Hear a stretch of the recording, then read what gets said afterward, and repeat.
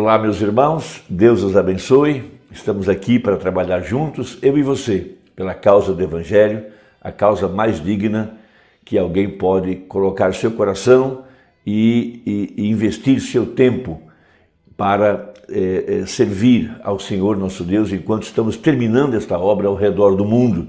Veja, pastores, evangelistas, apóstolos, mestres ao redor do mundo. A Igreja Universal está agora seguindo a liderança do Espírito Santo para trabalhar juntos, para trazer o último eleito para que então o arrebatamento da igreja se dê muito em breve. Nós estamos aqui neste dia final, estamos vendo eventos modernos esclarecidos à luz da profecia, estamos vivendo profecias que estavam na Bíblia por mais de 2000 anos e elas estão agora sobre nossas vidas, entre as quais a vinda do anjo de Malaquias 4, mas também a vinda de vulcões, terremotos, epidemias, que é chamado na Bíblia de pragas, mortandade, fome, guerras e, mais do que isso, o chamado da noiva eleita, aquela que é predestinada por Deus desde antes da fundação do mundo. Quando o Cordeiro tomou o livro de redenção, em Apocalipse 5, veja, e ele então abre os mistérios que estão envolvendo este livro de redenção.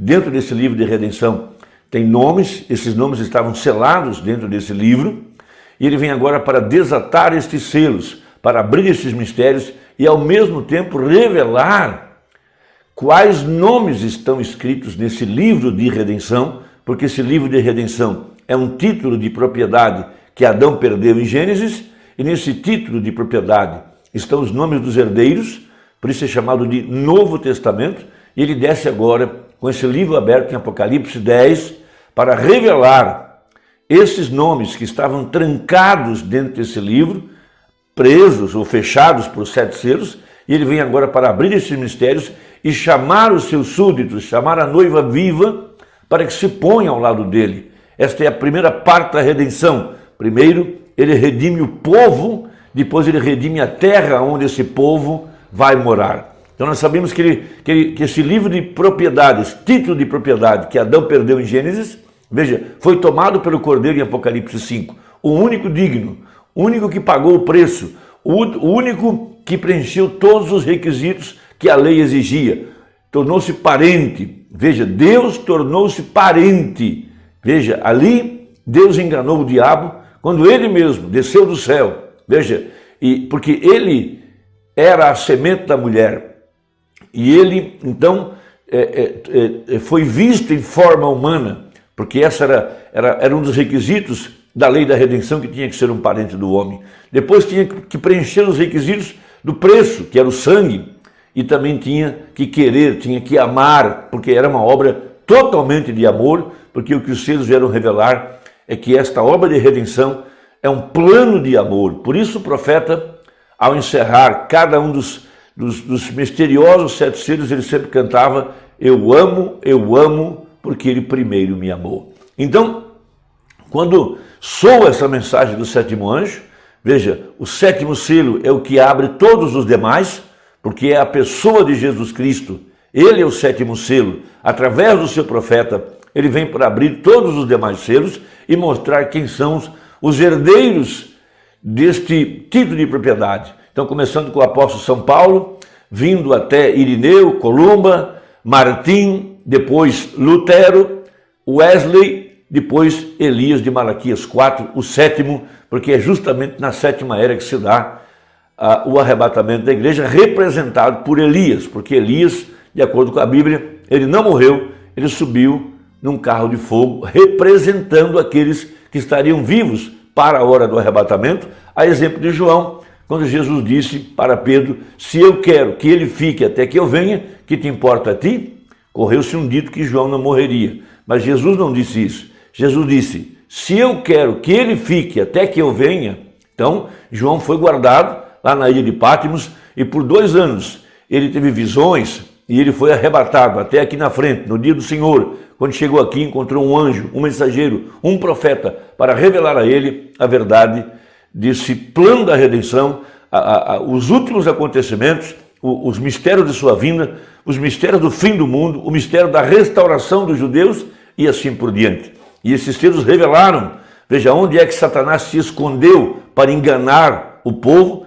Esses textos mostram que ele se escondeu dentro da estrutura chamada igreja, e ele então enganou as pessoas, de acordo com a Bíblia, ele enganou a todos debaixo do céu, com exceção dos eleitos. Hoje, o mundo religioso está se reunindo para combater o comunismo. Veja, isso é um engano. Eles pensam que o anticristo vem do movimento socialista, movimento comunista. Eles se enganam. O anticristo, falso profeta. Veja, ele é chamado de mulher na Bíblia, também é chamado de ele, o homem do pecado. Veja, a cidade que reina sobre os reis da terra. Veja, assentada sobre 7 colinas. Veja, um homem que seria adorado como Deus, querendo parecer Deus, no lugar de Deus. Então, nós temos no livro de São João, capítulo 10, uma escritura preciosíssima para mostrar os nomes que estão escondidos nesse livro de redenção. E há uma característica especial para que você saiba se seu nome está lá ou não está. Isso é maravilhoso. Veja, São João, capítulo 10, Jesus disse: na verdade vos digo que aquele que não entra pela porta no curral das ovelhas, não sobe, aliás, mas sobe por outra parte, é ladrão e salteador. Então todo aquele que não prega o verdadeiro evangelho é um ladrão e um salteador, porque a porta é Jesus. Aquele, porém, que entra pela porta é o pastor das ovelhas. Então a porta de acesso. Jesus disse: eu sou o caminho, a verdade e a vida. O caminho tem 7 degraus, 7 eras da igreja. A verdade tem 7 vozes, 7 mensageiros. A vida tem 7 virtudes, a estatura de um varão perfeito. Então veja, a este o porteiro abre, e as ovelhas ouvem a sua voz, e chama pelo nome as suas ovelhas e as traz para fora. Por isso que esse livro de redenção, de Apocalipse 10, é um livro de redenção. Nesse livro há nomes, e esses nomes estão sendo chamados pelo anjo forte, por Jesus Cristo. Veja, aos que ele elegeu, a esses também predestinou. Aos que predestinou, a esses também chamou. Veja, chamados para fora, fora do sistema organizado. Sai dela, povo meu, para que não sejas participante dos seus pecados e não incorra nas suas pragas. Veja, e quando tira para fora as suas ovelhas, vai diante delas.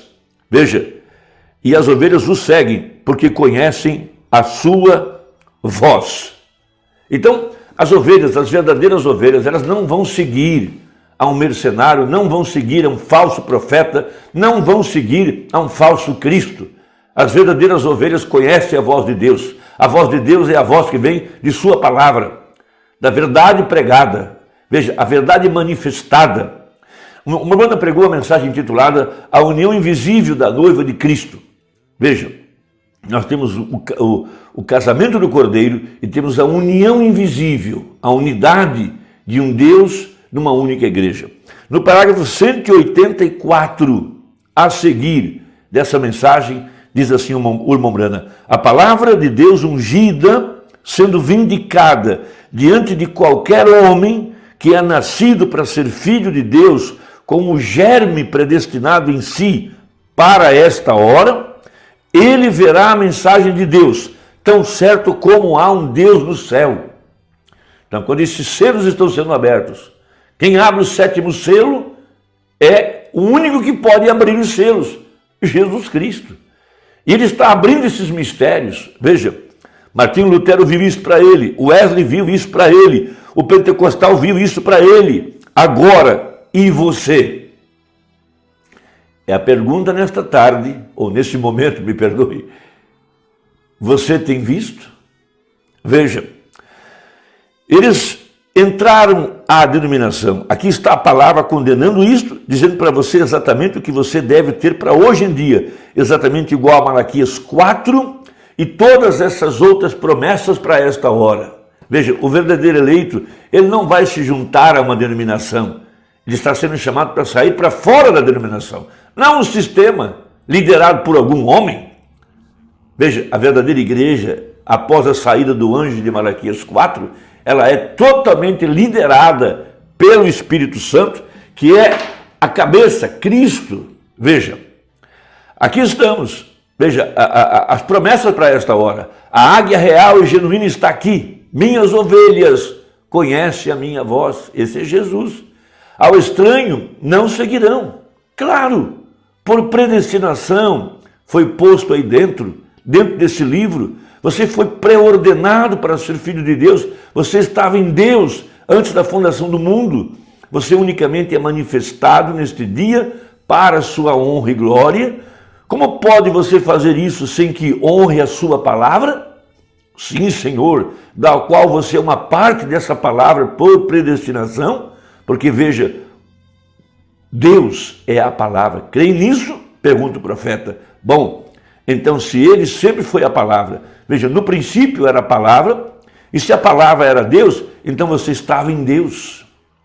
Veja, a palavra, a parte que havia de realizar, esteve em Deus antes da fundação do mundo. Ele te viu, te conheceu, te predestinou para isso.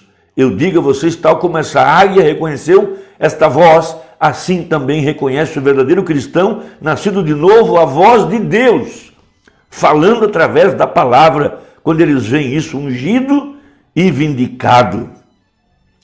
Um homem que é nascido de Deus, um filho de Deus, tem que ter uma natureza de Deus, tem que ser semelhante a Deus, ele honra a Deus, ele é parte da palavra de Deus. E nesses dias finais, e esta noiva tomando forma exatamente como no mesmo poder no qual ele esteve no princípio, tem subido através dessas organizações, Lutero, Wesley, Pentecostes, e saído agora na forma de noiva. Ele não pode ser outra coisa senão a palavra para esta hora. Irmão, eu espero que isso te ajude. Esta é a grande revelação dessas 7 vozes, desses 7 trovões, falando ao seu coração a voz de Deus. Nada mais. Eles não seguirão os estranhos. Eles não irão atrás de falsos profetas, anticristo na verdade. Deus te abençoe. Até a próxima, se Deus quiser, em nome de Jesus. Amém.